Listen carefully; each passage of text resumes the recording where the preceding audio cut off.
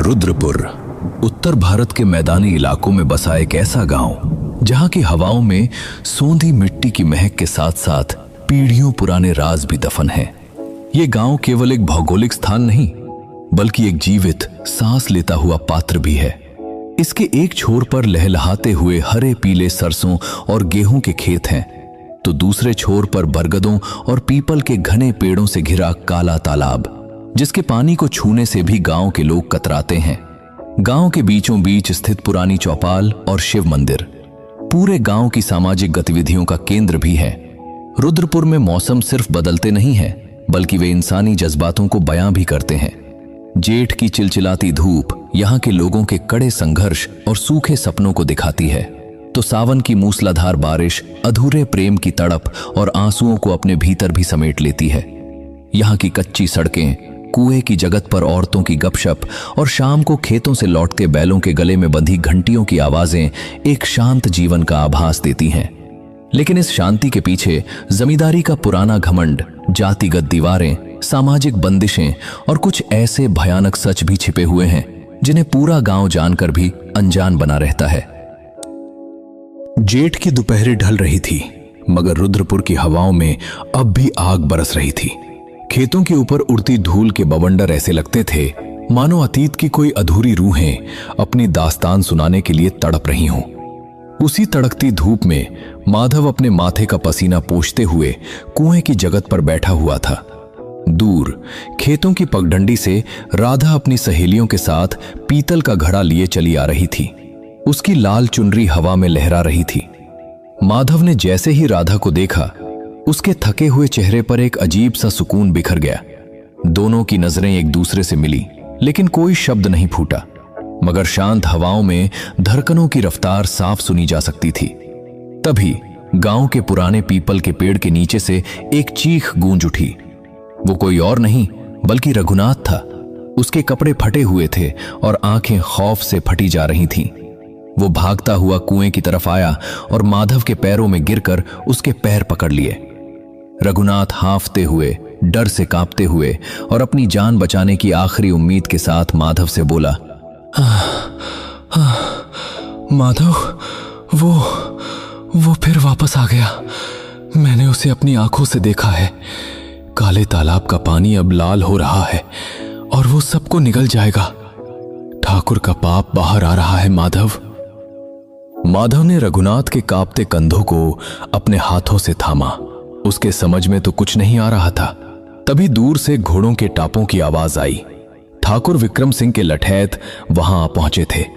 उन्हें देखकर रघुनाथ दहशत से चीख पड़ा। लठैतों ने बिना कुछ कहे रघुनाथ को पकड़कर घसीटना शुरू कर दिया। तभी माधव आगे बढ़ा और अपनी पूरी ताकत बटोरकर गुस्से और असमंजस में चिल्लाकर बोला, दबे छोड़ो उन्हें, वो बूढ़े हैं, बीमार हैं, कहां ले जा रहे हो उन्हें? तभी भीड़ को चीरते हुए ठाकुर विक्रम सिंह अपनी भारी कदकाठी और हाथ में चांदी की मूठ वाली लाठी लिए आगे आए। उनके चेहरे पर एक डरावनी मुस्कान थी। विक्रम सिंह होठों पर हल्की मुस्कान लिए अपने भीतर के घमंड और अंधेरे आत्मविश्वास के साथ माधव से बोला, माधव, मिट्टी का काम मिट्टी वाले ही करे तो अच्छा है। यह आदमी पागल हो चुका है। इसका इलाज हमारी हवेली में होगा। इसलिए माधव, तुम अपने काम से काम रखो, समझे? राधा दूर खड़ी ये सब अपनी खुली आंखों से देख रही थी। उसकी आंखों में आंसू तो थे मगर वो बेबस भी थी। तभी विक्रम सिंह की नजर राधा पर पड़ी और राधा की आंखों का ठंडापन और भी गहरा हो गया। विक्रम सिंह ने राधा को घर जाने का इशारा किया। उसी रात को जब पूरा गांव सो चुका था तब माधव काले तालाब के किनारे बैठा हुआ था। चांद की रोशनी पानी पर तैर रही थी और तभी झाड़ियों में एक सरसराहट हुई। माधव ने मुड़कर देखा तो वहां राधा खड़ी हुई थी। उसकी आंखें रोने के कारण से सूज गई थीं। राधा सिसकते हुए अपने दिल के डर और माधव के लिए असीम प्रेम को छुपाने की नाकाम कोशिश के साथ माधव से बोली, माधव, तुम्हें यहां नहीं आना चाहिए था। मेरे बड़े बाबूजी बहुत खतरनाक हैं। अगर उन्हें पता चला कि तुम मुझसे। राधा ने इतना कहा ही था कि माधव ने आगे बढ़कर राधा के ठंडे पड़ चुके हाथों को अपने हाथों में ले लिया।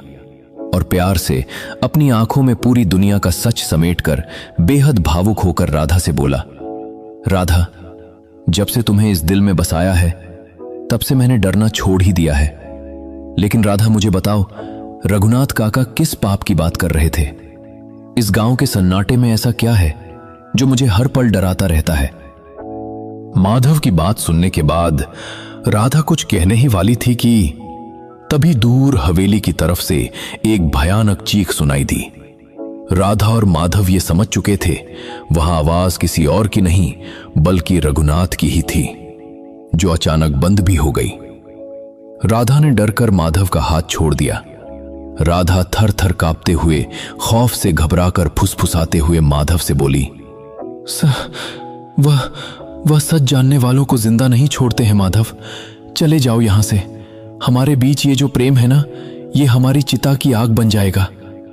इतना कहकर राधा दौड़ती हुई अंधेरे में गायब सी हो गई और माधव वहीं खड़ा रह गया। काले तालाब का पानी अचानक हिलने लगा था, जैसे कोई पुराना राज सतह पर आने के लिए मचल रहा हो। सावन आ चुका था। रुद्रपुर की मिट्टी पर आसमान से पानी बरस रहा था, लेकिन माधव और राधा के दिलों में विरह और आशंकाओं की आग सुलग रही थी। रघुनाथ उस रात के बाद से दोबारा कभी गांव में नहीं देखा गया था।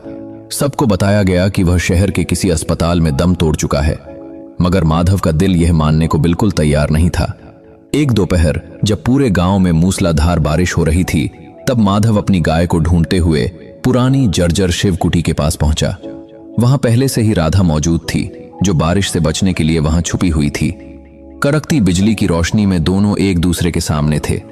सावन की ठंडी फुहारों के बीच उनके दिलों की गर्मी भी बढ़ने लगी थी और माधव धीरे धीरे राधा के करीब आया। उसकी आंखों में अपने लिए वही तड़प देखकर बिछड़ने के दर्द में डूबी आवाज में राधा से बोला, राधा, कितने दिन और तुम मुझसे इस तरह से नजरें चुराती रहोगी?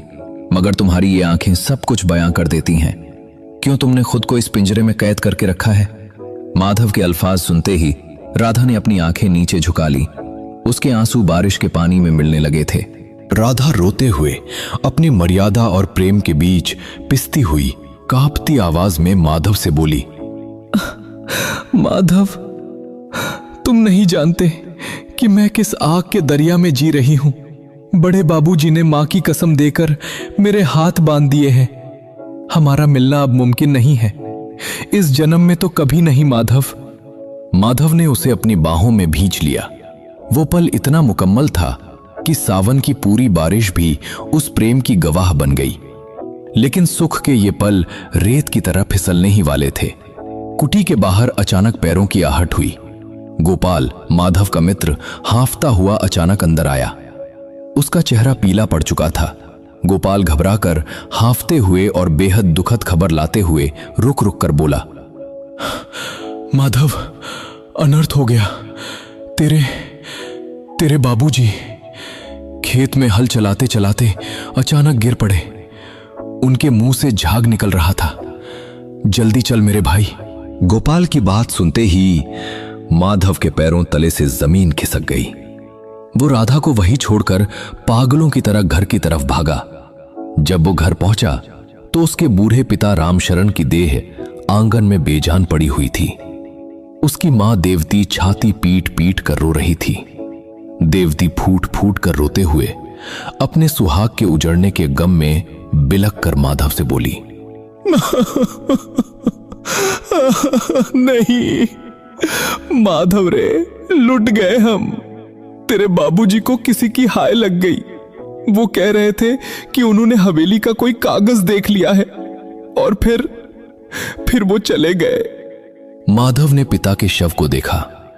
उनके हाथ काले पड़ चुके थे। ये कोई सामान्य मौत तो नहीं लग रही थी, शायद ये जहर का असर था। दूर भीड़ में खड़ा ठाकुर विक्रम सिंह का एक खास आदमी रहस्यमयी ढंग से मुस्कुरा रहा था। माधव को समझ आ गया कि उसके पिता की मौत कोई इत्तेफाक नहीं, बल्कि एक सोची समझी हत्या थी। प्रेम के खूबसूरत पलों के तुरंत बाद मिली इस चोट ने माधव को भीतर से तोड़ कर रख दिया। पिता की मौत के बाद माधव के कंधों पर दुखों का पहाड़ ही टूट पड़ा था। घर की आर्थिक स्थिति बद से बदतर हो गई थी। इसी बीच पूरे गांव में एक ऐसी खबर आग की तरह फैल रही थी। खबर यह थी कि ठाकुर विक्रम सिंह ने राधा का विवाह पड़ोसी जिले के क्रूर और अय्याश जमींदार के बेटे प्रताप से तय कर दिया था। यह खबर सुनकर माधव के भीतर का आशिक और बेटा दोनों एक साथ जाग उठे। माधव ने तय किया कि वह राधा को इस नरक में नहीं जाने देगा।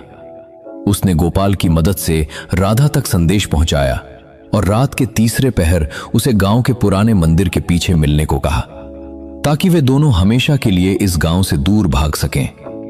रात घनी थी। अमावस की रात का अंधेरा चारों तरफ फैला हुआ था। माधव 2 जोड़ी कपड़ों के साथ मंदिर के पीछे खड़ा राधा का इंतजार कर रहा था। तभी एक साया माधव के करीब आया। वो कोई और नहीं बल्कि राधा ही थी, मगर उसके हाथों में कोई पोटली नहीं थी।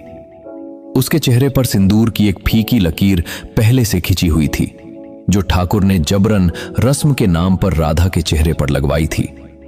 माधव उत्साहित होकर राधा का हाथ पकड़कर भागने की जल्दी में बोला, राधा तुम आ गई।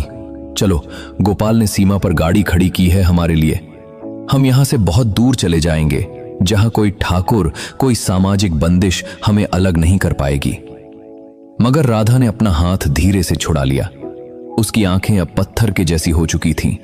राधा मृत प्राय आवाज में अपने भीतर की आखिरी उम्मीद को भी दफन करते हुए बेबस होकर माधव से बोली, मैं तुम्हारे साथ नहीं भाग सकती माधव। मैं सिर्फ अपनी मर्जी से यहां नहीं आई हूं। बड़े बाबूजी ने तुम्हारी मां को बंधक बना रखा है। अगर मैं आज वापस नहीं लौटी तो कल सुबह तुम्हारी मां की लाश भी काले तालाब में तैरती हुई मिलेगी। ये सुनते ही माधव हक्का बक्का रह गया। परिस्थितियों की क्रूरता ने उसे वहीं पंगु बना दिया था। राधा आगे बढ़ी और माधव के माथे को छुआ। अपनी अंतिम विदा देते हुए राधा रुआसी होकर बोली, मेरा प्रेम तुम्हारे साथ है माधव, मगर मेरी डोली तो प्रताप के घर ही उठेगी। इस अभागन को भूल जाना। तभी अचानक झाड़ियों से ठाकुर विक्रम सिंह के आदमी बंदूकें ताने बाहर निकल आए। झाड़ियों से बाहर आते ही विक्रम सिंह के आदमियों ने माधव को बेरहमी से पीटना शुरू कर दिया। कुछ देर की मारपीट के बाद वो लोग वहां से निकल गए। राधा चीखती रही, चिल्लाती रही, मगर उसे घसीटकर हवेली की तरफ ले जाया गया। माधव लहूलुहान हालत में मंदिर की सीढ़ियों पर ही पड़ा रहा। आसमान में छाए काले बादल जैसे उसके भाग्य पर अट्टहास कर रहे थे।